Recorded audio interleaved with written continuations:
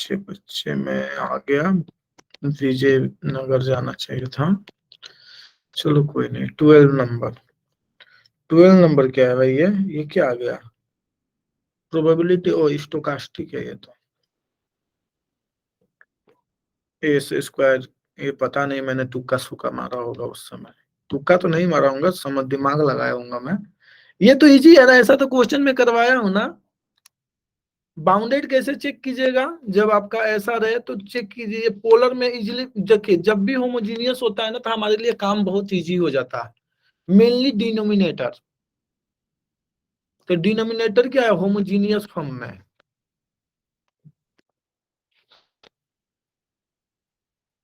Homogeneous form में, ठीक है। तो इसको आप पोलर में चेंज कर दिएगा तो ऊपर में आर बचेगा, cos square theta into sine. अब आर टेंस टू इन्फिनिटी करने से क्या होगा? थीटा नॉट इक्वल टू 0 और पाई बाई 2 के लिए। जब थीटा 0 और पाई बाई 2 के इक्वल नहीं होगा तो ये इन्फिनिटी की तरफ जाएगा ना, एफ। तो ये एफ क्या हो गया? अनबाउंडेड हो गया। यानी अनबाउंडेड वाला ऑप्शन कौन सा है? पहला ऑप्शन है। और है क्या? ओके। शायद ये मैं कराया हूं क्या, मुझे याद आ रहा है। आप लोगों को कराया या किसी और को, पता नहीं। अब क्या करें कि एफ एक्स निकाल दीजिएगा ना आप, और फिर से वहीं उसको पोलर में चेंज कर दीजिएगा, हो जाएगा। अब हो जाएगा या मुझे आगे सॉल्व करना है? बतलाइए। देखिए शर्माइएगा तो दिक्कत है, ठीक है। हो जब जाएगा, लेकिन के एक लिए चीज रेडी बताइए फिर कि करा दीजिए। करा दूं, ठीक।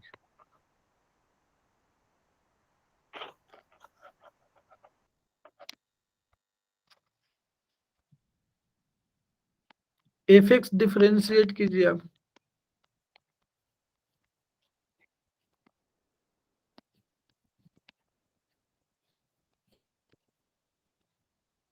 एक्स के रिस्पेक्ट में कर रहा हूं।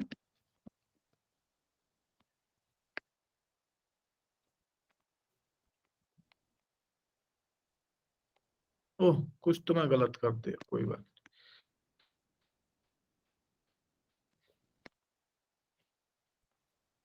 क्या हो जाएगा? 2x हो जाएगा, सही है ना। इसको आप सिंप्लीफाई कर लीजिए, देखिए क्या आ रहा है। एक्स स्क्वायर एक्स क्यूब 2 और एक्स क्यूब, तो क्या आ रहा है? कैंसल आउट हो रहा है क्या? वाह। 2x³ आ जाएगा। तो यहां से आ जाएगा 2xy³ आ जाएगा, यही ना, सही है ना। 2xy³ sorry. फिर से देखिए, डिनोमिनेटर होमोजेनियस फॉर्म में है ना, तो फिर से आप पोलर में चेंज कर लीजिए। तो क्या हो जाएगा?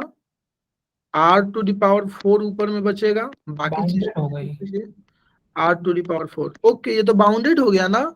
इंडिपेंडेंट ऑफ r हो गया। देखिए देखिए डिनोमिनेटर में ना वन केवल r बचेगा, और ऊपर में क्या बचेगा? cos theta into into sine Q theta. और आपको मालूम है कि ये बाउंडेड होता है। क्लियर है? यानी कौन सा ऑप्शन हो जाएगा? ऑप्शन बी हो जाएगा। मैंने पोलर में चेंज करके कर लिया। अब कोई सर और कोई रास्ता है क्या? हाँ बिल्कुल रास्ता है, एक्स इक्वल टू वाई कर, लेकिन ऐसे करना सही नहीं रहेगा। पोलर सबसे बेस्ट वे है, पोलर सबसे बेस्ट वे। माने अकॉर्डिंग टू क्वेश्चन, यहाँ क्वेश्चंस अच्छा है, यानी इजी है, ठीक है ना। तो इसी टाइप से देगा आपका, ज्यादा टफ नहीं देगा।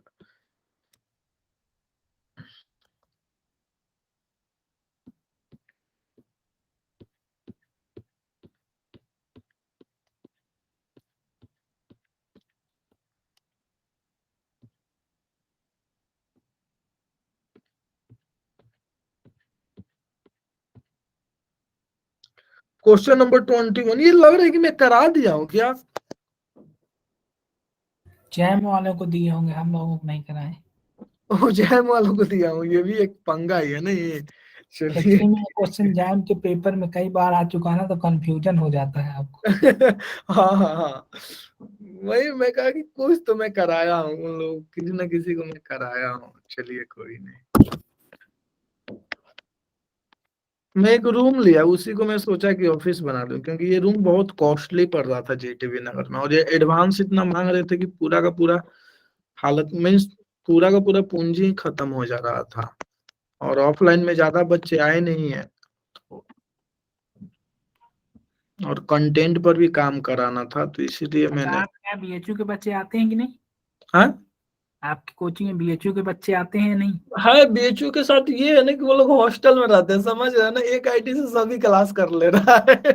हाँ हाँ वो एक आईडी से सब लोग कर ले रहे हैं, वो तो है। हाँ, तो वो थोड़ा सा मेरा लॉस हो जा रहा है, और उनको समझ में नहीं आया कि मैनेजमेंट चलेगा कैसे। वो भाई लोग मुझे एक आईडी से कर लेंगे, हो सकता है एक टेस्ट सीरीज में सब लोग दे लें। नहीं, टेस्ट सीरीज तो नहीं दे पाएंगे, नहीं तो लेकिन हाँ मुझे क्लास कर लेंगे, पास क्योंकि कर एक ही लेंगे। क्लासरूम में लगा देंगे, एक लैपटॉप पे सारे बैठ करके एक साथ देख लेंगे, और क्या।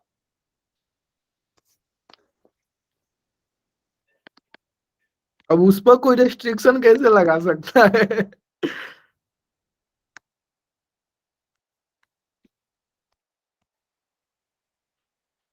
लेकिन वही है कि चीजों को चलने के लिए पैसे की जरूरत है, मैनेजमेंट को चलने के लिए कितना का पावर होगा, 7 होगा क्या? हाँ 7 ही होना चाहिए सर, 7 का पावर आएगा ना, तो 7 का पावर 3 होगा ना।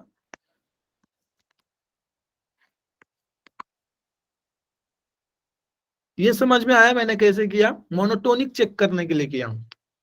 आपको याद होगा कि मोनोटोनिक चेक करने के लिए हम ये करते हैं, ठीक है ना, दोनों का डिफरेंस लेते हैं, यदि ग्रेटर देन 0 तो इंक्रीजिंग, लेस देन 0 तो डिक्रीजिंग, यही होता है ना, यस। डिक्रीज। अब देखिए यहाँ पर ये दे दिया, मैं आपको शायद मुझे याद आ रहा है कि मैं जब सीक्वेंस वगैरह कभी क्वेश्चंस कराया था, तो मैं इसके कंसेप्ट के बारे में डिस्कस किया था कि रेसिप्रोकल भी करके दे देता है। रेसिप्रोकल करके देने पर रेसिप्रोकल ही चेक कर ले, ज्यादा बेटर हाँ, है। रेसिप्रोकल चेक करना इजी होता है, तो हम रेसिप्रोकल का रिजल्ट याद नहीं रखेंगे, हम इसकी हेल्प से निकाल लेंगे, ये मेन मेन चीज है यहां तक पहुंचने के लिए। तो अब इसका हम रेसिप्रोकल कर देंगे, तो रेसिप्रोकल करने से इनइक्वलिटी क्या हो जाती है, चेंज हो जाती है ना। कब? जब दोनों टर्म पॉजिटिव हो तब। तो अब चेक कीजिएगा क्या यहाँ पर सभी टर्म पॉजिटिव है? हाँ, यहाँ पर सभी टर्म पॉजिटिव है। तो जब सभी टर्म पॉजिटिव तो आराम से हम रेसिप्रोकल कर सकते हैं। तो ये मोनोटोनिकली इंक्रीजिंग से आया, तो यानी यदि ऐसा रिजल्ट आता है, यदि ऐसे हम प्रूफ कर दे कि ये लेस देन 0 है, तो हम क्या बोलेंगे कि एन मोनोटोनिकली इंक्रीजिंग है। क्लियर है? और एन यहाँ लेस देन 7 दिया है फॉर ऑल एन के लिए, तो ये क्या हो गया बताइए तो, लेस देन 0 हो गया ना। इंक्रीजिंग हो। तो ए तो देखिए ये दोनों सेम हो गया, ये और ये सेम हो गया, यानी एन क्या हो गया, मोनोटोनिकली इंक्रीजिंग। तो एन मोनोटोनिकली, यानी पहला स्टेटमेंट हुआ। एन कन्वर्स टू, तो इसका एल निकाल लीजिए, मोनोटोनिक और बाउंडेड एबव है ना, मोनोटोनिकली इंक्रीजिंग है प्लस बाउंडेड एबव है, बाउंडेड एबव है, एबव है, मोनोटोनिकली इंक्रीजिंग है प्लस बाउंडेड एबव है, ठीक है ना। तो इस केस में क्या हो जाएगा, कन्वर्जेंट हो जाए, तो हो गया, आप इसको कन्वर्जेंट कर दीजिए, हो गया। तो कहाँ पर कन्वर्ज करेगा, एल अप्लाई कर दीजिए, इसी में एल या यहीं पर एल अप्लाई कीजिए, जहां पे ये 0 होता है ना वहीं पर कन्वर्ज करेगा, तो एल इक्वल टू 7। तो कन्वर्ज इन द इंटरवल, अब देखिए इन द इंटरवल कहेगा ना, तो जो इसका लिमिट आया ना इस इंटरवल में होना चाहिए।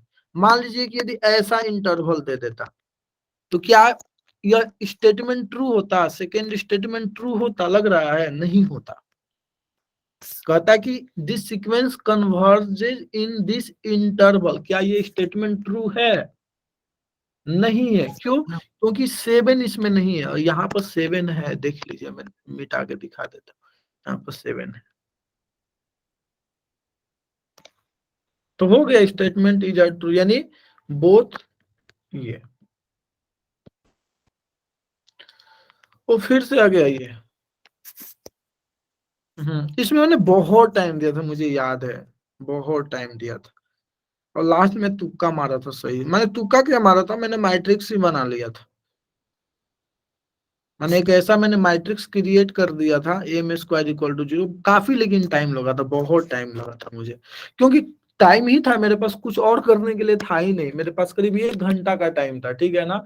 1 घंटे में मैंने उतना कर लिया था जितना मुझे आता था। तो बाद में कि यही क्वेश्चन बचा था, हम कहे कि चलो यार इसको भी कर ही लेते हैं। तो मैं एक ऐसा मैट्रिक्स क्रिएट किया जिसका एम स्क्वायर इक्वल टू 0 है, और उसको क्रिएट करने में मैंने 2 पैड, वो जो पैड देते हैं ना, मैंने 2 पैड भर दिया। और वो आया मेरे साथ पास आकर के खड़ा हो गया कि कर क्या रहा है, और रंगोली बना रहा है क्या।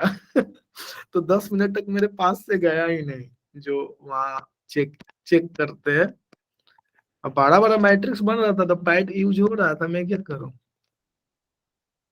हाँ, the M be any square matrix of arbitrary order n such that M square equal to 0 and the nullity of M is 6, then the maximum possible value of n, the maximum possible value of n निकालना है। शायद इसका कोई result होता है, किसी को पता है क्या?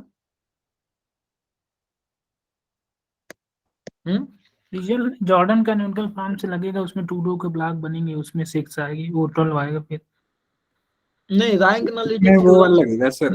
रैंक नलिटी थ्योरम से भी रिलेटेड एक रिजल्ट होता है। अच्छा, वो rank A plus rank B minus N less equal to rank A B, ये लग यस सकता है। सर, ये वाला। हाँ, मुझे लग रहा है कि कुछ ऐसा ही लगेगा। Yes sir. क्योंकि मैं जॉर्डन कैनोनिकल से इजी हो रहा था, तो जॉर्डन कैनोनिकल से मैंने कर लिया। ओ जॉर्डन, तो जॉर्डन मुझे पढ़ना होगा, पढ़ा मैंने, पढ़ा कभी हूँ ही नहीं, मैं कभी नहीं पढ़ा हूँ जॉर्डन। बस एक आईआईटी बॉम्बे में पीएचडी एंट्रेंस में क्वेश्चन आया था, उसके पहले मैं संतोष के साथ बैठ करके पेपर डिस्कस कर रहा था IIT Bombay PhD entrance exam का, और उसी पैटर्न पर क्वेश्चन आया था, बस उसी समय जॉर्डन फॉर्म पढ़ा था, और मेरा वो एग्जाम में सही भी हुआ था। 15-20 मिनट पहले हम लोग बैठ कर, मैंने 15-20 मिनट पहले नहीं, 1 दिन पहले हम लोग पूरा पेपर का डिस्कस किए थे पीएचडी का। तो उतने ही डिस्कशन से एग्जाम निकल गया। तो सबसे बेस्ट होता है पीवाईक्यू लेकर के बैठ जाओ, एग्जाम निकल जाएगा। तो देखते हैं, ट्राई करता हूँ, ठीक है ना। जॉर्डन फॉर्म तो मुझे याद नहीं है, और मैट्रिक्स बनाऊंगा तो काफी लंबा लगेगा, काफी लंबा होगा। तो एम स्क्वायर इक्वल टू 0 है, ठीक है ना, और एम नॉन जीरो मैट्रिक्स है ना, क्या है, एम आपका आर्बिट्ररी ऑर्डर एन है, तो then the maximum possible value, यानी एम की मैक्सिमम पॉसिबल वैल्यूज बतलाना है। The nullity of M is 6 है, nullity of M equal to 6 है। तो मैक्सिमम पॉसिबल वैल्यूज बतलाना है। तो क्या आपने बोला, rank of A, M into M कर दू ना, इसका तो रैंक 0 होगा ना, ठीक है ना, 0 मैट्रिक्स का रैंक 0 होता है। तो रैंक ऑफ ए बी क्या होता है, किसी को याद है? Rank of A plus rank of B minus N होता है ना, एन जो, चूंकि स्क्वायर मैट्रिक्स है तो कोई दिक्कत ही नहीं है। सही हाँ, लिखा हूं ना, यही बतलाइएगा। होता है, यही होता है। ये होता है। अब इसका रैंक तो 0 है ना, A equal to B equal to M put कर दीजिए। तो बस मैं तुक्का मार रहा हूँ, पता नहीं होगा कि नहीं होगा। तो यहाँ पर रैंक ऑफ ए, हमें एन की पोस्ट मैक्सिमम वैल्यू बतलाना है ना, हाँ, rank of M plus rank of M minus N less than equal to 0। वाह, हमने कर दिया क्या, N greater than equal to आ रहा है ये तो यार। एन माइनस होता है क्या?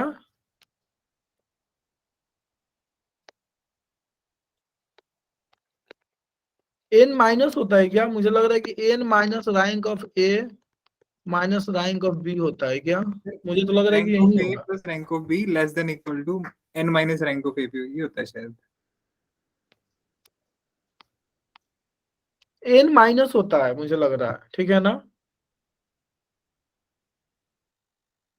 एन माइनस होगा, ठीक है ना, एन माइनस होगा। ये तो हमेशा लेफ्ट में रहता है, ये तो मैं श्योर हूँ, बस एन माइनस होता है कि या ये होता है, मुझे ये याद नहीं आ रहा है।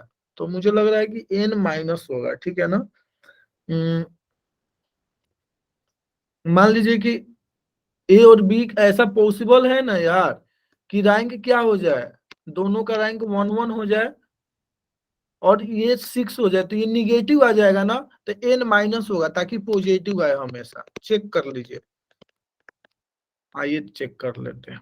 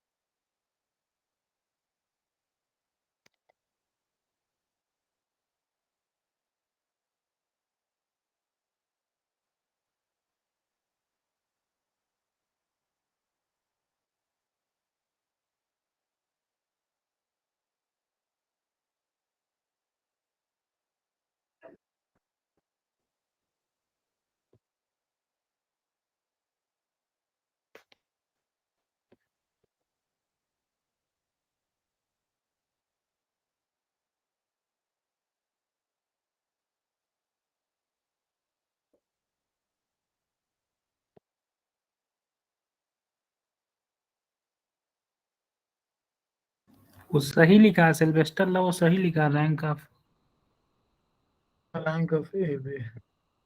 सिल्वेस्टर ला डाल दीजिए, वो आ जाएगा सिल्वेस्टर इक्वल टू। और ऐसा है क्या? हम्म, ये सही है ना? सही तो बता, यहाँ सिल्वेस्टर इक्वलिटी है तो सही तो है। हम्म, ये है ना? तो ये इधर आ जाएगा तो ग्रेटर आ जाएगा नहीं? ओके, तो then the maximum possible value of N पूछा है ना? एन की मैक्सिमम पॉसिबल वैल्यू क्या होगी? ये तो ये आ गया ना? ये तो हमने सही लिखा है ना? यहाँ तक तो सही है, इसको हटाओ यार।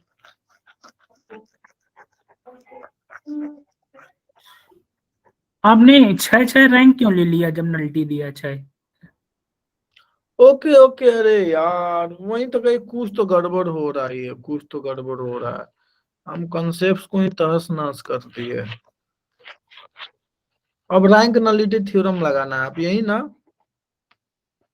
हाँ, आप रैंक नल्टी लगाइए तो तो क्या हो जाएगा? N minus null space of M plus N minus null space of M, यही ना?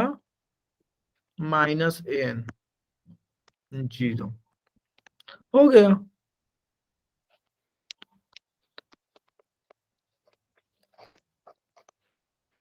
और ये मैंने वहां नहीं क्लिक किया था, ये एग्जाम के बाद क्लिक किया था। उस समय नहीं क्लिक, मैंने हो गया था अलग बात है, आंसर में ला दिया था मैट्रिक्स बना बना करके, वो अलग इशू है। लेकिन 2 मिनट के क्वेश्चन को मैंने 1 घंटे किया था बैठ करके। लेकिन ये अगर आपको थोड़ा सा भी जॉर्डन कैनोनिकल का आइडिया होता, आप मैट्रिक्स बहुत फास्ट बनाते। ओके, हाँ ये जॉर्डन भी है, का मैं मैट्रिक्स मैट्रिक्स नहीं बनाना बनाया था, लेकिन मैं थोड़ा जॉर्डन कैनोनिकल फॉर्म का यूज नहीं किया था, तो वो मैं मैट्रिक्स बनाना सिखाती है एक्चुअली में जॉर्डन की, कितने आर्डर का मैट्रिक्स लेंगे कि वो हमारा ये सेटिस्फाई कर जाए। ओके, नहीं तो मैं भी मैट्रिक्स बना दिया था, ऐसी बात नहीं हाँ, तो थी, मतलब तो वही लेकिन वो आपको स्पेस आइडिया की नहीं कमी था, आ रही थी ना, वही स्पेस की आपको एक भी कमी आ रही आइडिया थी। नहीं था ना। अगर आपको थोड़ा आइडिया होता तो आप बहुत इजीली बनाते, लेकिन वहां पर आइडिया नहीं था तो ऐसे ही रैंडमली कोई भी मैट्रिक्स चूज कर रहे थे, फिर देख सेटिस्फाई कर रही कि नहीं, फिर एक बार देखोगे फिर सेटिस्फाई की कि नहीं। हाँ हाँ, और वो ऊपर से थोड़ा पेज की भी कमी आ रही थी ना, वो कितना बड़ा छोटा सा तो पैडिंग होता है, तो उस पे क्या ही हो। तो 2 मिनट का क्वेश्चन था, तो इजी हो गया। इसको पता नहीं मैंने पूछा है कि नहीं पूछा है। ठीक है, बच्चे देख लिए, पूछे हैं बच्चे, डिस्कस कर चुके, पूछ लिए हैं। वो कर चुके हैं डिस्कस। हाँ, वो पता नहीं, लोग तब तक कोई रैंक। पूछता नहीं, पता ही नहीं चलता है। देखिए यही मैं कल उन लोगों को बतला रहा था, इम्पोर्टेंट क्वेश्चन में इसी टाइप का क्या है। लेकिन यहाँ ऑर्थोगोनल है ना, यानी कि इनर प्रोडक्ट आ गया। तो इनर प्रोडक्ट का बेसिक्स आपको देखिए, इनर प्रोडक्ट ना मुझे भी नहीं आता है, लेकिन जब मैं वहां गया था आईआईटी दिल्ली में, तो इस सब से मुझे काफी कंफ्यूजन होता था। मैं पता नहीं सर क्या पढ़ा रहे थे, अलग ही दुनिया में चल रहे थे। एक्स ट्रांसपोज वाई लिख रहे थे, अरे वो एक्स लोग वाई लिख नोटेशन रहे में थे। कंफ्यूज करते हैं। हाँ, या नोटेशन से मुझे हाँ, और समझ कुछ में नहीं। नहीं आया कि अरे एक हम सप्ताह तो मैं हम टेंशन में था। हम लोगों को एक लीनियर अलजेब्रा पढ़ा है, वो पता नहीं कौन सी फॉरेन की बुक का नोटेशन लिख रहे थे, अजीब सा नोटेशन लिख रहे थे, कुछ समझ ही नहीं आ रहा था। वहीं पर हाफमैन कुंजे से पढ़ लिया या आर डी शर्मा से पढ़ा तो कुछ समझ में आया कि ये कर क्या रहे हैं। वो पता नहीं कौन सा स्टार बना के नोटेशन यूज कर देते हैं, कभी कभी कुछ बना के अरे नोटेशन। खैर चलो, इनका तो नोटेशन बुक में मिल गया। एक हमारे गुरुजी है, सब एफेक्स को ऐसे लिखते थे और वो एफेक्स को ऐसे लिखते थे, और समझ में नहीं है कि है कौन सा, ये कौन सा फंक्शन है। ठीक है, 4 क्लास निकल के जब टीए उनका क्लास लेने के लिए आया, जब टीए से मुलाकात हुई, तब पता चला कि अच्छा सर इस चीज को ऐसे लिख रहे हैं, और बतलाए भी नहीं, बस आकर के स्टार्ट हो गए। अरे भाई बतला तो दो कि यही मैं लिख रहा हूँ। तो जैसे पता चला कि अच्छा, तो फिर कहे कि सर नोटेशन का कोई टेंशन, कहे कि जो तुम्हारे दिमाग में नोटेशन है ना, अपने अकॉर्डिंग लिखो, उसको डिफाइन करके नया भी नोटेशन डाल दो, हम उसको चेक कर लेंगे कॉपी को, कोई दिक्कत नहीं है। ये तो करते हैं अपने हिसाब से, कुछ भी लिख दो तुम, ABCD अल्फा बीटा गामा, कुछ हाँ, भी बस लिख डिफाइन कर दो कि आप लिख क्या क्या रहे मान रहे हो बस। हो। तो आईआईटी में थोड़ा इस चीज की आजादी है, तो फिर इसके बाद धक्का धक मार्क्स आने लगा, कोई दिक्कत ही नहीं था। तो सेम केस इसके साथ मेरे साथ हुआ। तो जब हमने डिस्कस किया तो वो बार बार ऐसा आपस में प्रोडक्ट करा रहा था सारे एलिमेंट्स का। तो कहे कि यार ये तो डॉट प्रोडक्ट है ना, जो हम +2 में पढ़े हैं, वेक्टर A डॉट B। तो मैंने सब चीज को इससे रिलेट कर लिया, कहे कि गोली मारो, तुम लोग अपना ज्ञान अपने पास रखो, बस इनर प्रोडक्ट का मतलब ये होता है, मैंने ये मान लिया। वैसे इनर एक्चुअली प्रोडक्ट हम कैसे भी यही था डिफाइन कर कि सकते हैं। बेसिक में जो यूजुअल इनर प्रोडक्ट है या सिंपल इनर प्रोडक्ट, वो डॉट प्रोडक्ट ही होती है। हाँ, ये आपका यूजुअल या स्टैंडर्ड इनर हाँ, प्रोडक्ट है, ठीक है ना, ये हाँ। स्टैंडर्ड इनर प्रोडक्ट है। बाद में यूक्लिडियन नॉर्म ये सब डिफाइन किए, बाद में बहुत सारी ट्रेस रोस ये करके किया गया है, लेकिन स्टैंडर्ड तो यही है। हाँ, और ना जितना भी होता है ना, आपका स्टैंडर्ड ही रहेगा, यानी आपका डॉट प्रोडक्ट ही रहेगा, टेंशन नहीं लेना है। तो डॉट इसमें भी प्रोडक्ट पता लिखी है भी ना है, कि आई इसमें को आई। लिखी भी है यूजुअल इनर प्रोडक्ट मतलब डॉट प्रोडक्ट। हम्म। और डॉट प्रोडक्ट सबको पता होगा कि आई को आई के साथ डॉट कराते हैं, जे को जे के साथ, के को के साथ, वही है।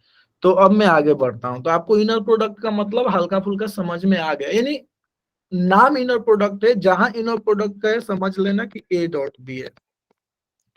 यूजुअल लिखा भी है, यूजुअल इनर प्रोडक्ट मीन्स कि जो आप +2 में करते आ रहे हैं वही है। तो आगे बढ़ता हूं। U कोई वेक्टर है, यूनिट वेक्टर है, ऑर्थोगोनल टू सब स्पेस, इस सब स्पेस पर ऑर्थोगोनल है। अच्छी बात है, यानी अब इसको आपको सॉल्व करना होगा, इस सब स्पेस पर ऑर्थोगोनल है, यानी आपको ये निकालना होगा। तो बतलाइए इसका डायमेंशन कितना होगा एस का, कोई बतलाएगा इस वेक्टर एस का डायमेंशन कितना होगा? 3। 3 होगा। क्यों? क्योंकि एक वेक्टर 3 लिनियरली इंडिपेंडेंट वेक्टर पर डिपेंडेंट है।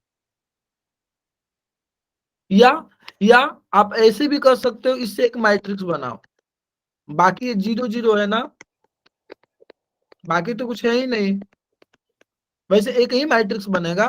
तो इसका रैंक कितना आएगा? 1 आएगा। रैंक मैट्रिक्स का 1 हो गया। और ये नॉल स्पेस है ना, यही होता है ना नॉल स्पेस, हाँ यही होता है। एक such that x equal to 0, यही आपका नॉल स्पेस होता है, जहां पे a क्या है, सिंपल ये है, ये A मैट्रिक्स, यानी इसका रैंक कितना हो गया? 1। तो रैंक माइनस, सॉरी, नलिटी क्या होता है, नल स्पेस क्या होगा? Number of column minus rank of A, number of column, number of column कितना है? 1 2 3 4। तो 4 माइनस क्या होगा? Rank of A, rank of A क्या है? 1 है, तो 3 हो गया। आप ऐसे भी या क्लियरली भी आप देख सकते हैं कि हाँ चीजें एक वेरिएबल 3 वेरिएबल पर डिपेंडेंट है।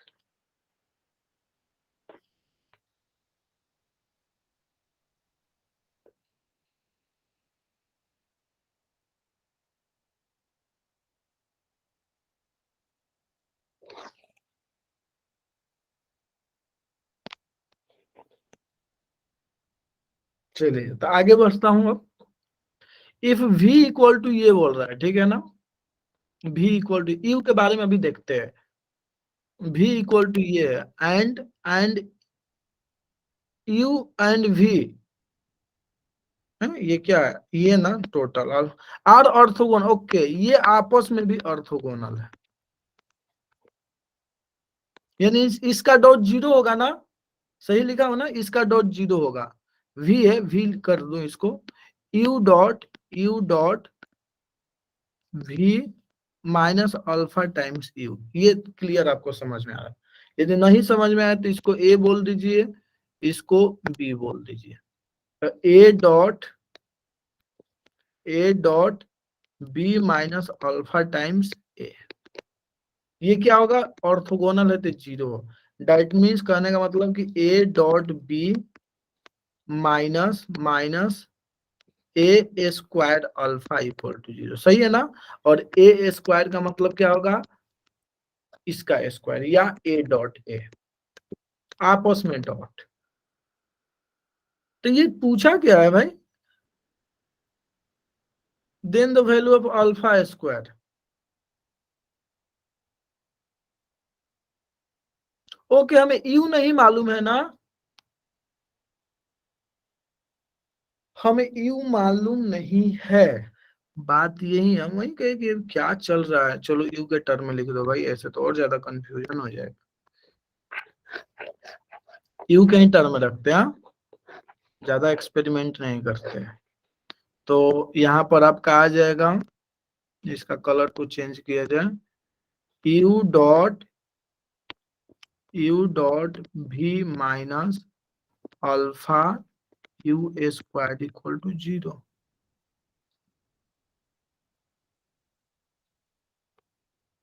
ये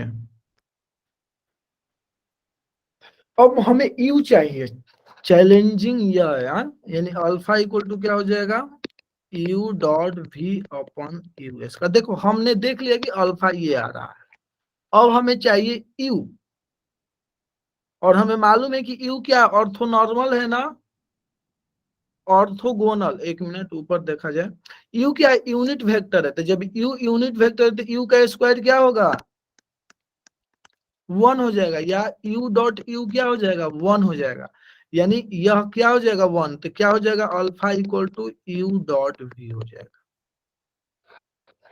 और मुझे ये बतलाइए कि v क्या है, यह है ना, v ये है, तो u को मान लीजिए u1 u2 u3 u4, ये मान लीजिए कुछ देर के लिए कि यह u है, ये u है।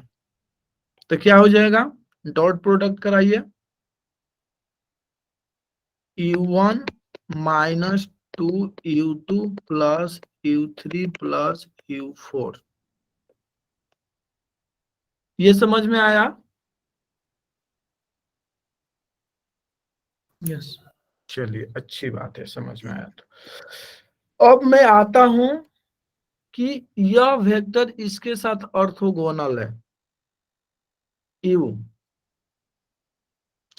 इज ऑर्थोगोनल, तो इस पर ऑर्थोगोनल है, इस पर ऑर्थोगोनल है, तो इस पर ऑर्थोगोनल है। तो ये हम कैसे करें, तो ऑर्थोगोनल है ना, तो हमें चाहिए u1 u2 u3 चाहिए, ये सब चाहिए। और हमें मालूम है कि यह ऑर्थोगोनल है, तो ऑर्थोगोनल है तो वेक्टर को लिख लिया जाए। x4 को मैं लिख सकता हूँ -1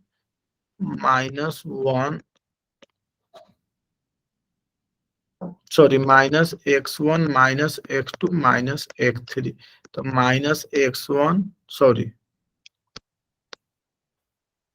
x1 x2 x3 -x1 -x2 -x3, सही है, ये समझ में आया। अब मैं आपको बतलाया था ऐसा, मैं कहीं ना कहीं जरूर बतलाया हूँ, भले मिक्स हो रही है लेकिन आप लोगों को भी स्पेशली बतलाया हूँ। आपको यहाँ से नॉल स्पेस चाहिए, नॉल स्पेस चाहिए, नॉल स्पेस का बेसिस चाहिए। तो आप क्या कीजिए, x1 को फिक्स रखिए, बाकी को 0 कर दीजिए। तो x1 को फिक्स रखिए, यानी x1 को 1 पुट कीजिए, बाकी को 0, तो 0 0 -1, तो एक वेक्टर मिल गया। फिर दूसरा के लिए x2 को 1 रखिए, बाकी को 0 कर दीजिए। फिर तीसरा वेक्टर के लिए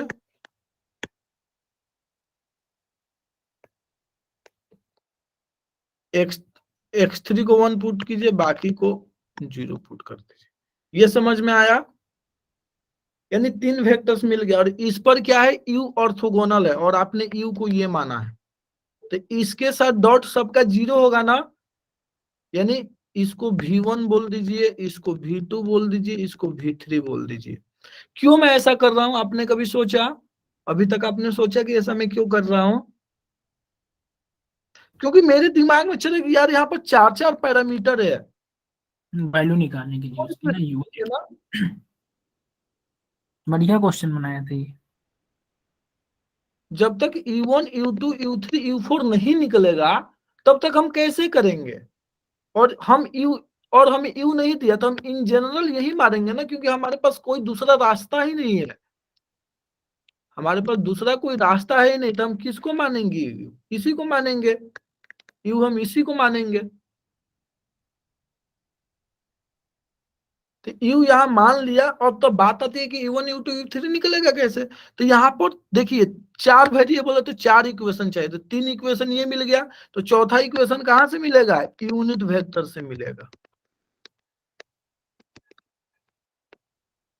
तो 4 वेरिएबल यानी 4 वेरिएबल 4 इक्वेशन मिल गया। अब यहाँ पर कहोगे सर बाकी के 3 इक्वेशन, तो u dot v1 equal to 0, u dot v2 equal to 0 और u dot v3 equal to 0। तो जब आपस में 0 कीजिएगा तो मुझे लग रहा है कि u1 equal to u2 equal to u3 आ जाएगा। सही हूं मैं? चेक कर लीजिए। u1 u4 सॉरी यू चारों इक्वल आ जाएंगे। u4 हो जाएगा। तो अब यहाँ पुट कर दीजिए,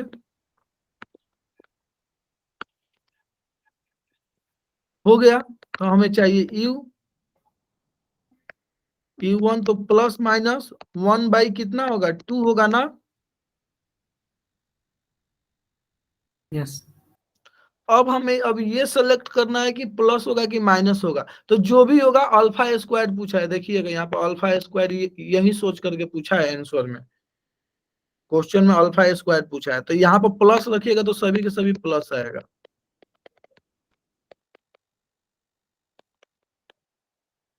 या तो प्लस से कर लीजिए या माइनस से, आंसर क्या आएगा? सेम आएगा। क्यों? क्योंकि अल्फा स्क्वायर पूछा है।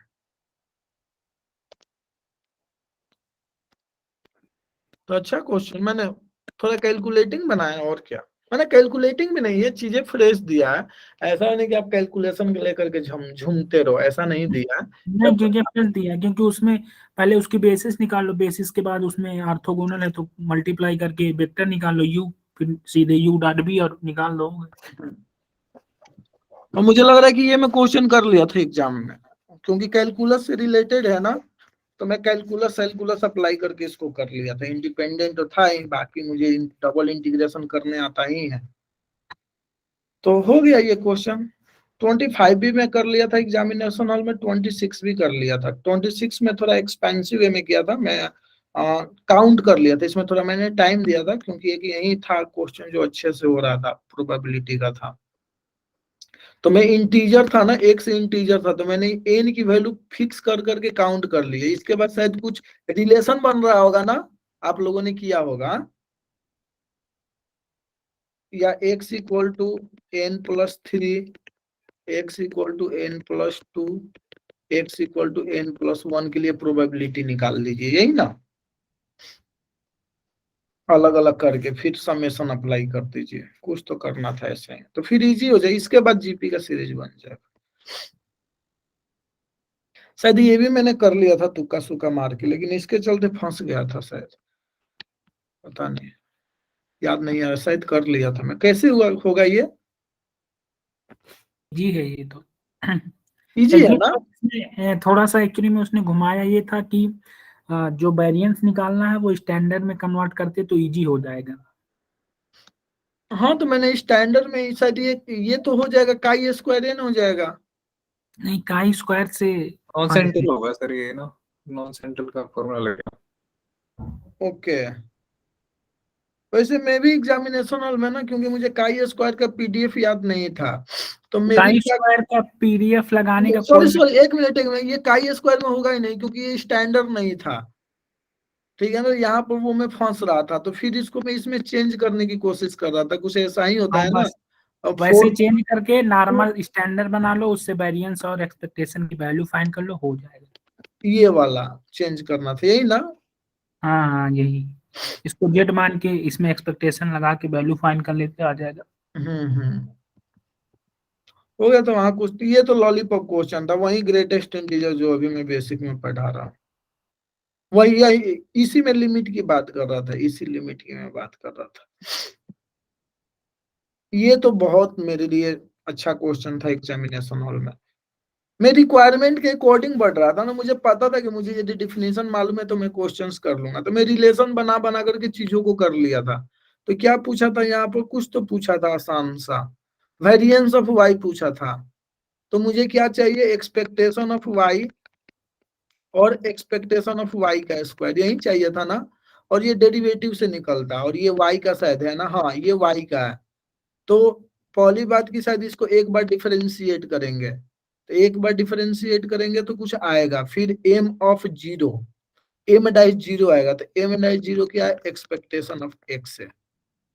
फिर इसको डबल डेरिवेटिव कर कीजिएगा, तो अब एम डबल डैश जीरो आएगा। एफ डबल डैश जीरो कहाँ से निकलेगा? कहाँ से? कुछ इसका वेरिएंस वगैरह दिया था ना, हाँ यहाँ पर। तो वेरिएंस का रिलेशन निकाल करके, यानी वेरिएंस दिया है तो variance of X equal to होता है एक्सपेक्टेशन ऑफ एक्स का square minus expectation of X का स्क्वायर, कुछ यही होता है ना फॉर्मूला का होल स्क्वायर। तो इसका यूज करके मैंने निकाल लिया था इक्रम विक्रम लगा करके।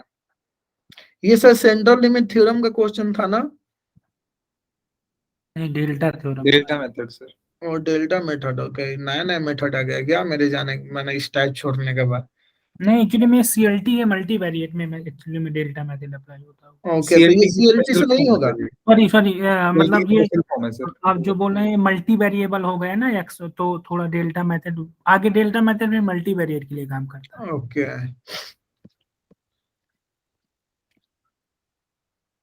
ये फिर ये इसका तो पता नहीं था पीडीएफ सीडीएफ क्या होगा, शायद ये फॉर्मूला बेस्ड क्वेश्चन था, मुझे लगा इंपेरिकल डिस्ट्रीब्यूशन नहीं पढ़ा हूँ ये।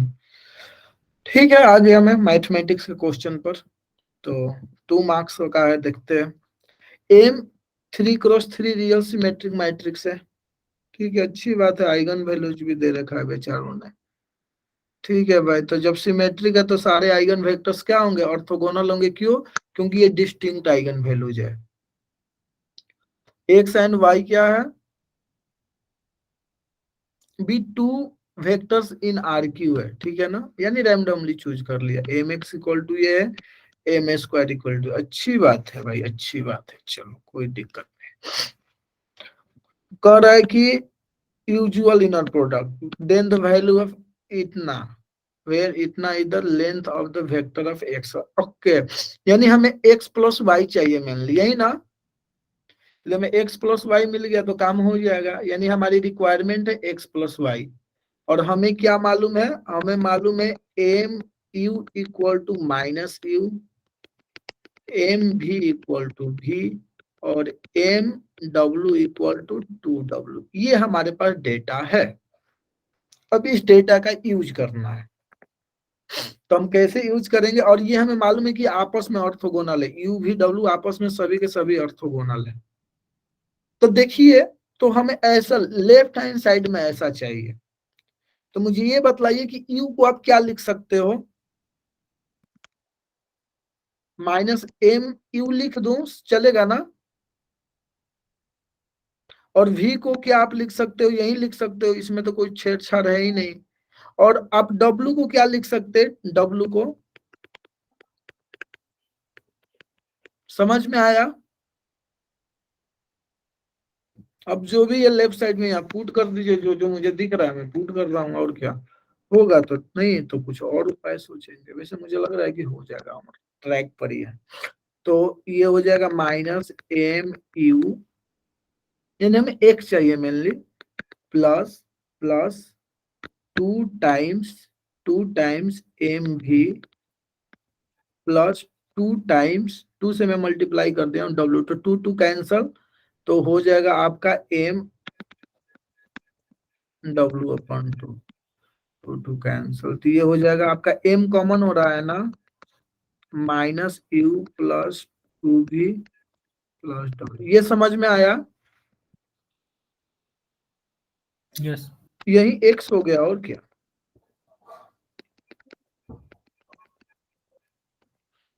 सिमिलरली y निकल जाएगा ना, सिमिलरली y निकल जाएगा, तो y निकाल लीजिए। इसी पर क्या कीजिए, m से ऑपरेट कर दीजिए, इसी पर m से ऑपरेट कर दीजिए। तो ये हम कैसे करें, एम स्क्वायर है ना, तो एम स्क्वायर है तो कोई बात नहीं, हम एम स्क्वायर इसी में ऑपरेट कर देंगे, यहीं पर एम से एक बार और ऑपरेट कर दीजिए। तो एम ऑपरेट कीजिए तो क्या हो जाएगा बताइए तो, यहाँ जब आप एम ऑपरेट कीजिएगा तो यू हो जाएगा ना, ऑपरेट कीजिए भाई, तो यहाँ यू से एम स्क्वायर हो जाएगा, तो एम यू क्या हो जाएगा, यू, यानी यू इक्वल टू क्या हो जाएगा, एम स्क्वायर यू हो जाएगा ना, और यहाँ पर भी इक्वल टू एम स्क्वायर भी ही रहेगा, और यहाँ पर एम स्क्वायर यूज कीजिएगा तो डब्ल्यू इक्वल टू हो जाएगा आपका 4 टाइम्स हो जाएगा ना आइगन। वैसे भी आप दिमाग लगा सकते हैं कि एम स्क्वायर का आइगन वैल्यू क्या होगा, 114 होगा, सही है। हाँ, तो जब 114 होगा तो यहाँ से क्या हो जाएगा, आप चेक कर लीजिए 4, तो डब्ल्यू ओमेगा हो जाएगा, यानी एम स्क्वायर डब्ल्यू अपॉन 4 हो जाएगा।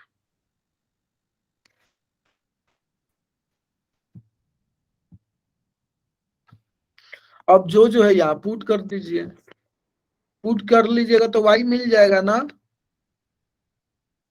तो y क्या आएगा, कोई बतलाएगा मुझे। यू आएगा,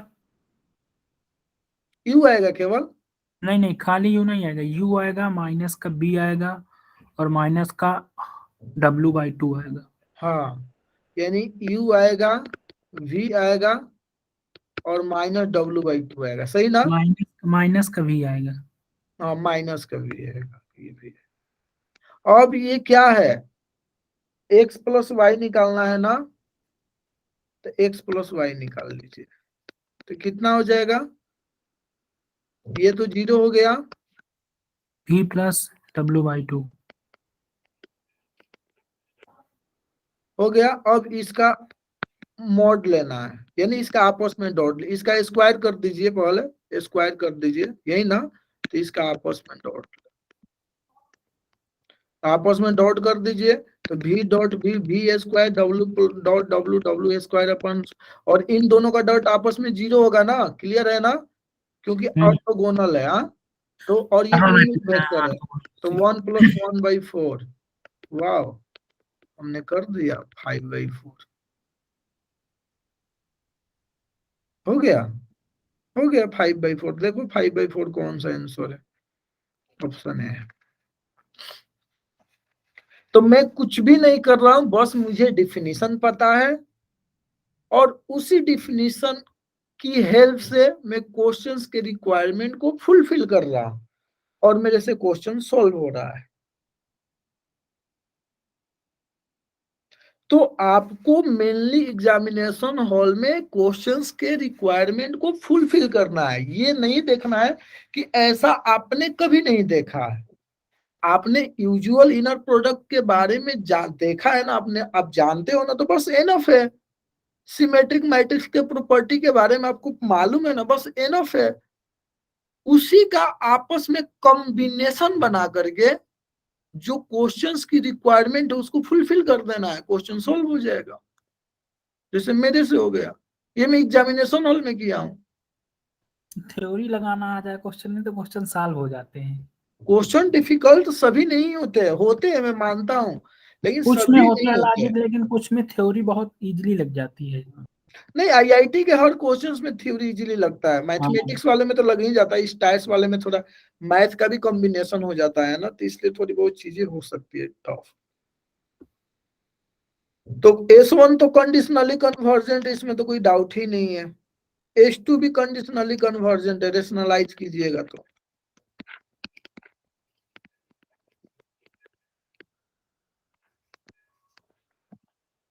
हो गया बहुत।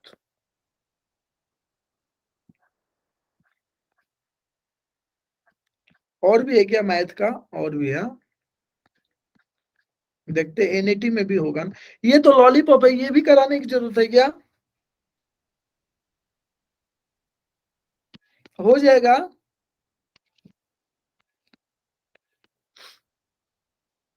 ग्राफ प्लॉट कर लीजिएगा यार, जो भी है। y 0 से 2 है, 0 से x, 0 से 2, यही ना?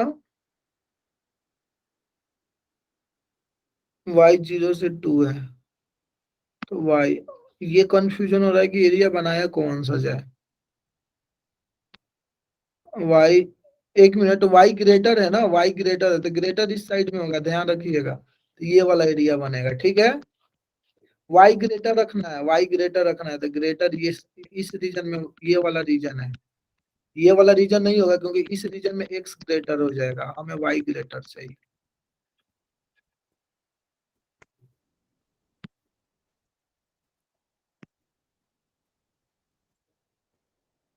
अब इसका लाइन प्लॉट कर दीजिए।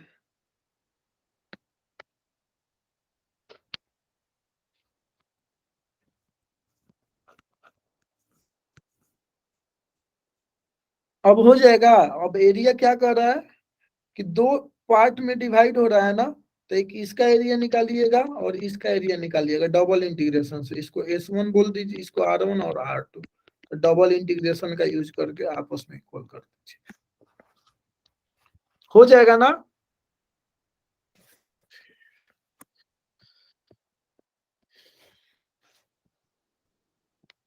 ये क्या है, रिग्रेशन है।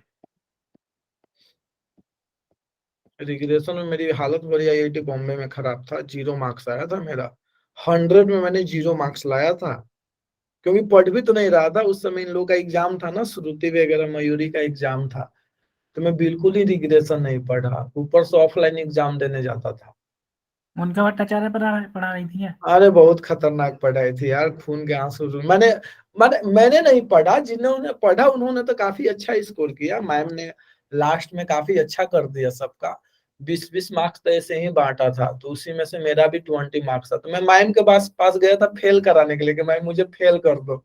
मैम कहे कि आज तक इतिहास में मैंने कभी किसी को फेल नहीं किया लेकिन मैम 0 पर भी पास करोगे कि हाँ पास कर दूंगी, तुम निश्चिंत रहो। लेकिन नहीं मैम, मुझे निश्चिंत नहीं रहना, फेल भी कर सकते हो। डी दे देते हैं सबको हाँ? एटलीस्ट, डी सबको दे देते हैं एटलीस्ट, मतलब सबसे कम एवरेज जो होता है तो उसको सबसे कम ग्रेड दे देते हैं। हाँ वो मैं मैम के पास गया था ना कि मैम या तो 6 ग्रेड देना, ठीक है, नहीं तो फेल क्योंकि कर डी देना डी एक ऐसा ग्रेड है जो जो मिल गया ना तो सीपीआई की बहुत बुरी हालत कर देता है। नहीं, मैं मैम को कही कि एक तो तुम 0 लाए, ऊपर से तुम 6 CPI किस हिसाब से मांग रहे हो मुझे बतलाओ। क्योंकि मैम नहीं दोगे तो मेरा फायदा क्या होगा पढ़ने का यार कहेगी जाओ मैं सोचूंगी। फिर भी मैंने मैम को इमोशनल कर दिया था। मैम अपने पति देव से बात डिस्कस की होंगी, तो भले वो CPI नहीं दी लेकिन पति देव ने दे दिए, यानी आयान सर उनके पति श्री है, तो उन्होंने दे दिया। उन्होंने अपने आप दे दिया, 8 या 9 दे दिया था, कम मार्क्स पर ही 8-9 लगा दिया था। तो वो मुझे पहचान गए थे क्योंकि वो डिस्कस की होंगी कि कोई शशि नाम का स्टूडेंट है, ये वो मेरे से बातें कर रहा था। करेंगे क्या, ऑफिस की तो बातें करते होंगे घर पर। तो अगले दिन सर आए क्लास में, कहते हैं कि शशि जी आप यहाँ बैठे होंगे। के बाद यार सब मुझे पलट के देख रहा है कि अचानक शशि ने ऐसा कौन सा चमत्कार कर दिया भाई एक रात में। सर शशि जी बोलने लगे,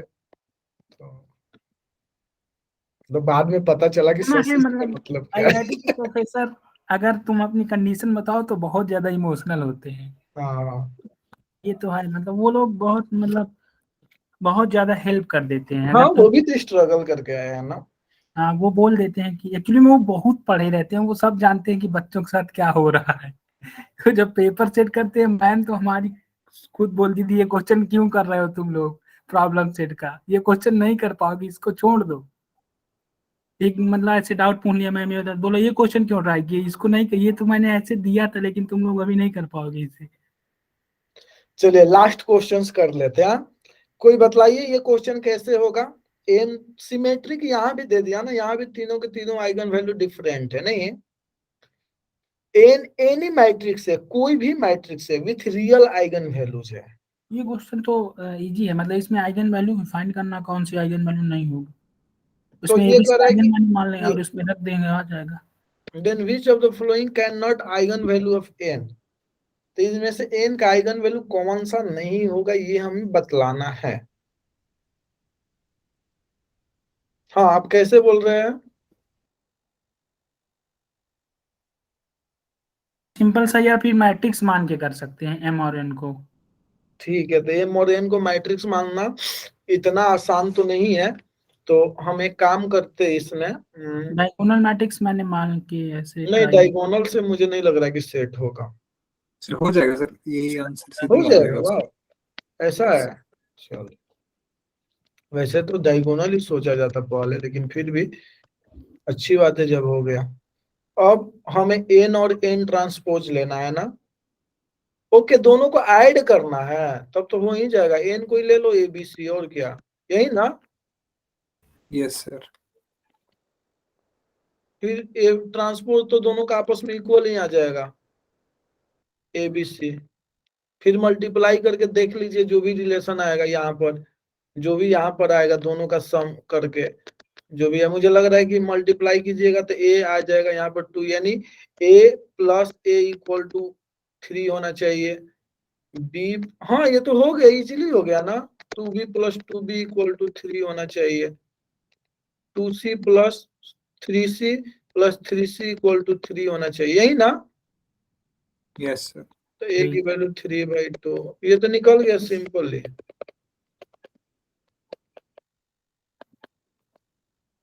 आप कौन सा अप्रोच सोच रहे थे?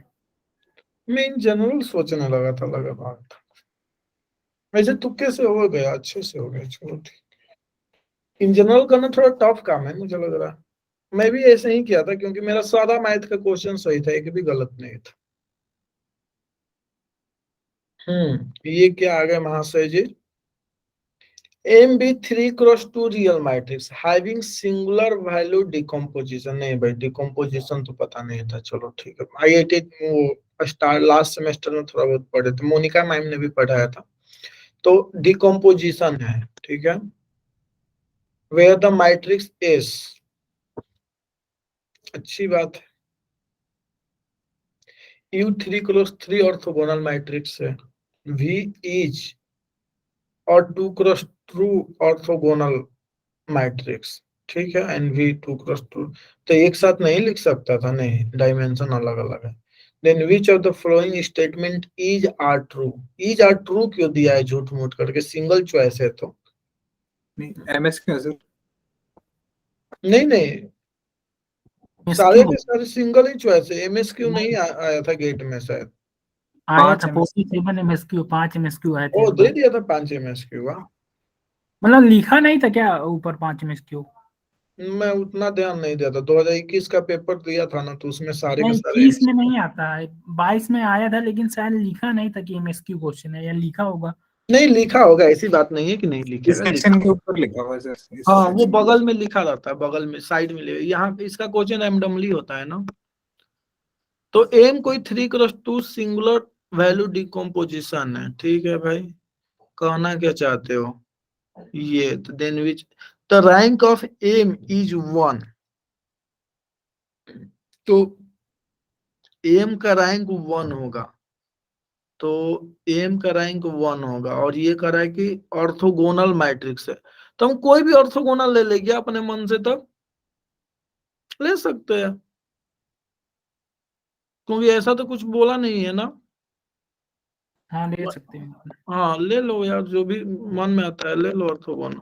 तो आइडेंटिटी भी ऑर्थोगोनल ही है, और क्या। तो एम इक्वल टू क्या हो जाएगा, एस हो जाएगा ना।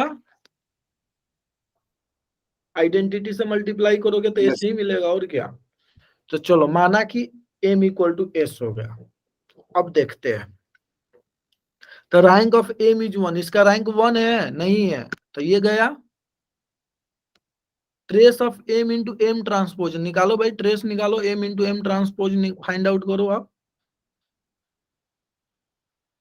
एम ट्रांसपोज यानी एस क्या हो जाएगा, एम इक्वल टू आपका हो गया एस, यानी एम का ट्रांसपोज क्या हो जाएगा, एस का ट्रांसपोज, यही ना। तो एस ट्रांसपोज इंटू एस, तो मल्टीप्लाई कीजिएगा तो क्या होगा बतलाइए। तो एस यहाँ पर एस का ट्रांसपोज देखिए ये जानबूझ करके दिया है ताकि आप कंफ्यूज करो, ट्रांसपोज का ट्रांसपोज हट जाएगा, तो √3 0 देखा ना, ये सब ना जानबूझ करके बेवकूफ बनाने की कोशिश करते हैं। और इसका ट्रांसपोज √3 0 0 0 1 0,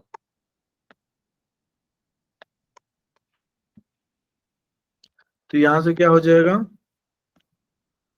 3,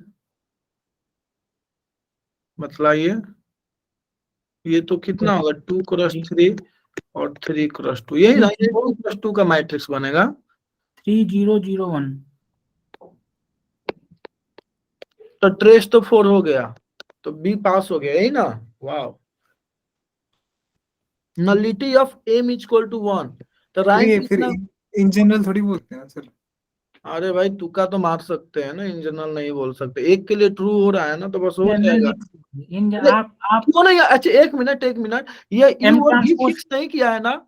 नहीं आप M ट्रांसपोज से मल्टीप्लाई करिए, M में U ट्रांसपोज ऑर्थोगोनल हो जाएगा, B ट्रांसपोज ऑर्थोगोनल हो नहीं नहीं, जाएगा। वो एक मिनट पहले उनके जवाब का, वो सवाल का जवाब दे लूं। यहाँ पे यू और भी नहीं फिक्स किया है ना, यस सर। तो जब एक के लिए ट्रू होगा तो सबके लिए ट्रू होगा ना, क्योंकि ऑप्शन में दे रखा है।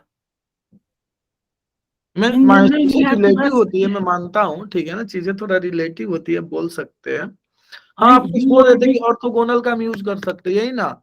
हाँ U और B कुछ भी ले लेंगे ना आप। हम्म, आप वहाँ जो सिंगुलर वैल्यू डिकम्पोजिशन किया वहां पर रखिए वैल्यू, हाँ U हाँ ट्रांसपोज U 1 हो जाएगा ना, वो I हो जाएगा ना, हाँ हाँ, तो आपके अकॉर्डिंग ये दोनों का भी हो मल्टीप्लाई। जाएगा एस ट्रांसपोज यू, और ये हो जाएगा आपका एम।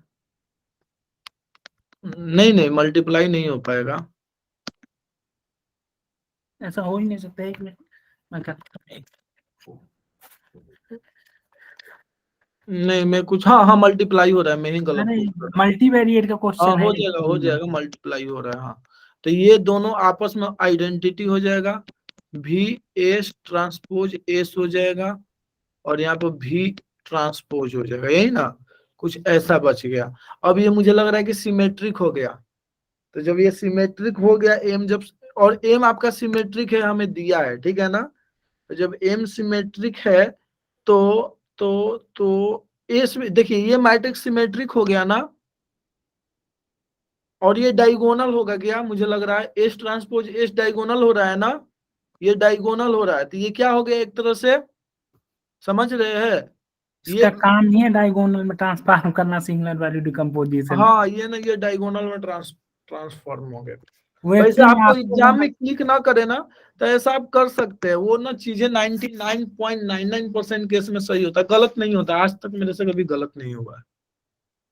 एक्चुअली में ऑर्थोगोनल हम इसलिए करते हैं कि मल्टीवेरिएट में ऑर्थोगोनल मैट्रिक्स से डिटर्मिनेंट निकालना बहुत इजी होता है, इसीलिए सिंगुलर वैल्यू डिकम्पोजिशन मतलब पढ़ाया जाता है लीनियर अलजेब्रा में।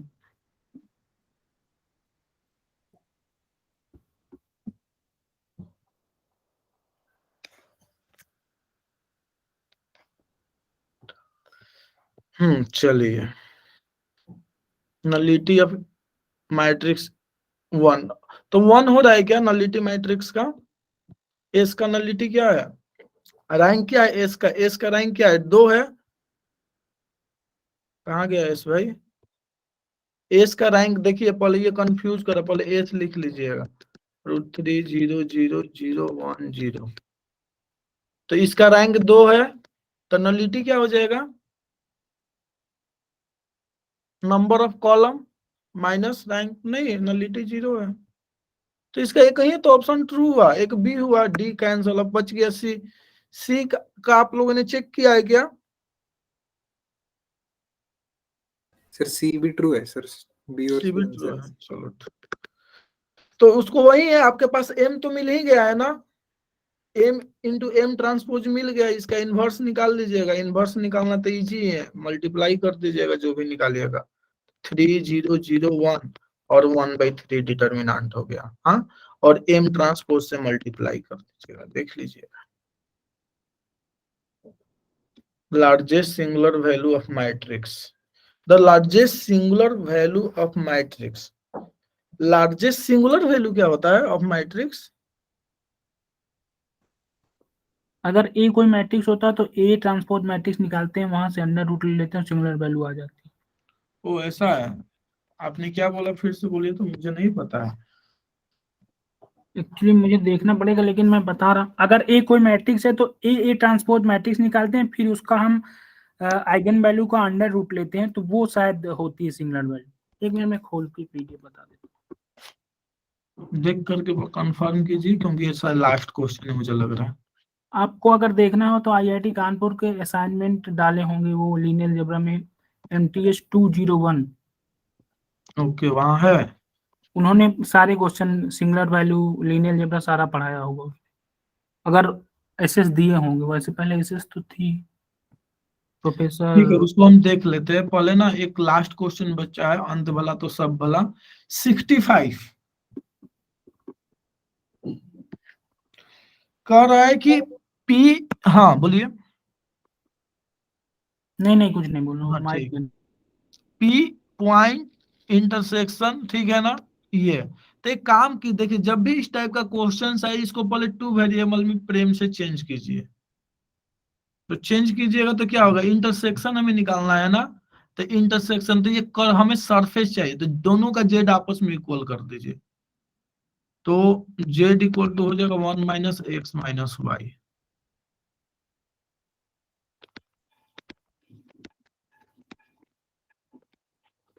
ये हो गया, ठीक है।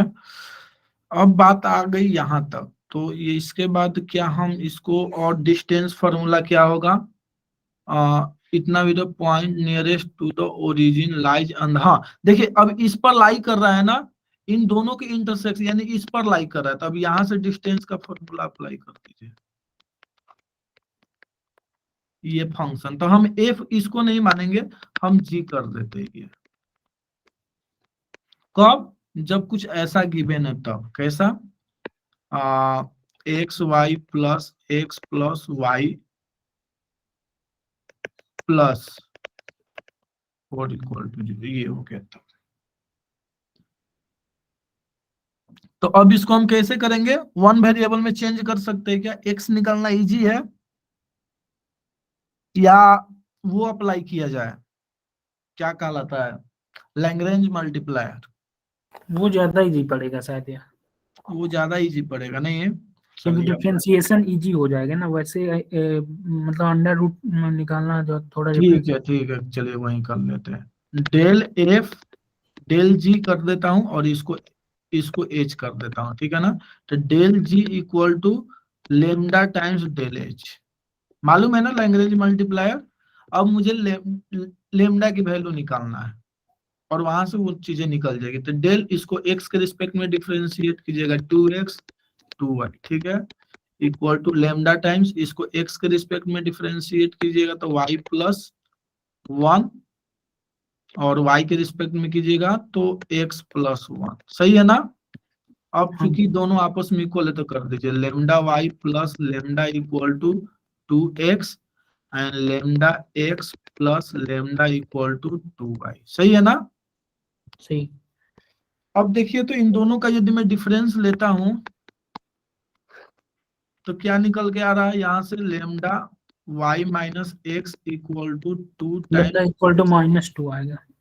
तो चूंकि यदि x इक्वल टू वाई नहीं है तो देखिए, तो पहले x इक्वल टू वाई हो सकता है क्या, हाँ क्यों नहीं हो सकता, होने के लिए तो कुछ भी हो सकता है। तो माना कि x not equal to Y है, ठीक है ना, मैंने मान लिया if x not equal to Y, तो इसके लिए लेमडा क्या आ जाएगा, 2 आ जाएगा। यदि x इक्वल टू वाई हो गया तो lambda belongs to real number हो गया, सही है। -2 आएगा ना। -2 कैसे आएगा, चलो ठीक है, -2। तो यहां से ये हो गया, ठीक है। तो यदि लेमडा की इक्वल टू -2 पुट करता हूं तो क्या आएगा बताइए, यहाँ पर -2 पुट कीजिए, लेमडा की value plus Y equal to 1, x equal to 1 आ गया, X plus Y equal to -1 आएगा। x plus Y equal to -1 आएगा, माइनस पुट किए -2 हाँ, x plus Y equal to minus, और सेम यहाँ भी आएगा क्या, यहाँ भी। हाँ हाँ सेम ही आएगा। हाँ तो अब देखिए, अब हमारे पास एक इक्वेशन ये है, अब मुझे x प्लस वाई चाहिए, ठीक है। तो यहाँ से जो x प्लस वाई होगा इसको भी तो सेटिस्फाई करेगा, क्योंकि ये इसी सरफेस पर है। तब यहाँ से आप y निकाल करके वहां पुट कर दीजिए, y निकल गया ना, अब इसको यहाँ पर पुट कर।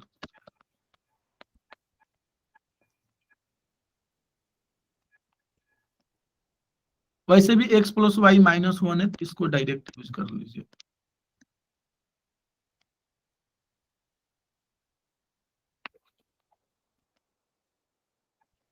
हो गया। तो यहां से क्या आएगा, x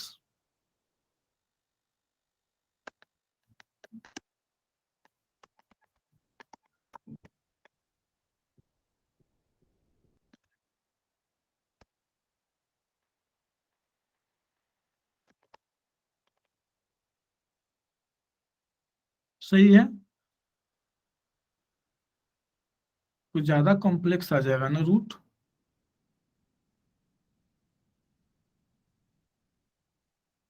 ऐसे मुझे कायदे से क्या चाहिए, एक्स स्क्वायर प्लस वाई चाहिए, है ना। यदि मैं चूंकि ये सिमेट्रिक है ना, तो उस केस में क्या आ जाएगा, Y square plus Y minus 3 equal to 0 ही आएगा ना। ये क्लियर है।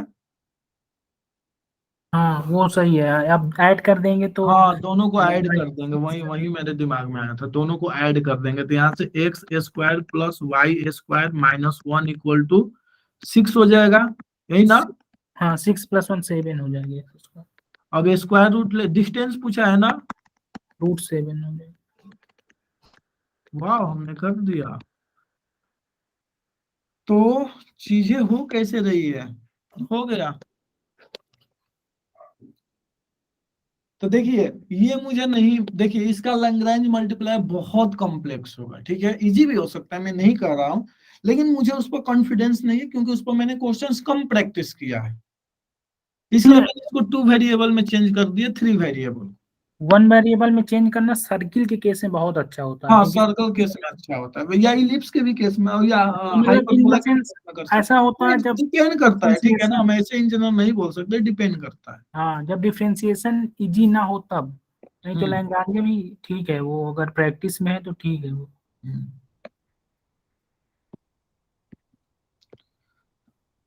तो यही है, हो गया। सर अच्छा। 22 में मैथ इजी आया था, बढ़िया आया था हाँ, 2022 में। मैथमेटिक्स बिल्कुल फ्रेश आया था, इसलिए तो मेरा हो गया था। तो हो गया आप लोगों का कंप्लीट। एग्जाम दीजिए अच्छे से, ठीक है, सिलेक्शन हो जाएगा। अब आप लोगों का नहीं होगा तो किसका होगा, बात ये है ना। इतना आप लोग मेहनत कर रहे हैं तो आप ही लोगों का होगा, और किसका होगा।